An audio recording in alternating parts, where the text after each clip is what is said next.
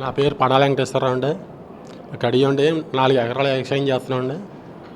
అదే ధాన్యం అండి. మిల్లు మా ఊర్లో 4 మిల్లులు ఉండగా ఎక్కడో పెడపత్తి పులగొత్త అక్కడ తోలుకెళ్ళాక యాన మీద దింపకుండా ధాన్యాన్ని ఈ శాతం విరిగిపోతుందని నాకు యానకి 4 ఏళ్ళు చొప్పున కట్టించుకున్నారండి. 2 ఏళ్ళ మిల్లు ఉన్నాయండి.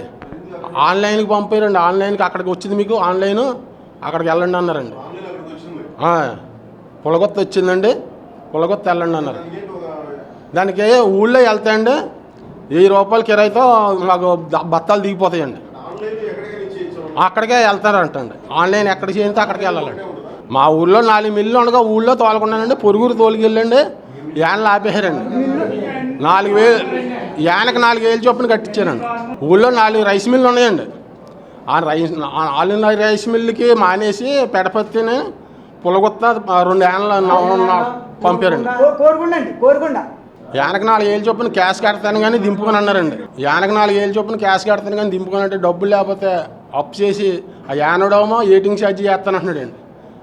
24 గంటలు దాటిపోతే ఎయిటింగ్ ఛార్జీ చేస్తానండి. అది మరి యాన దింపుకోపోతే నేను ఇంకో కిరాయికి వెళ్ళిపోతాను కదా, నాకు డబ్బులు మీరు కట్టవలసి ఉంటుందా? గంటల లెక్కనే ఎత్తాడండి. మేము మిల్లు కాడ కట్టుకెళ్ళి మచ్చు చూపించి ఏమంటే ఏంటండి అప్పుడు పలానా ఊరు వెళ్ళమని చెప్తున్నారండి.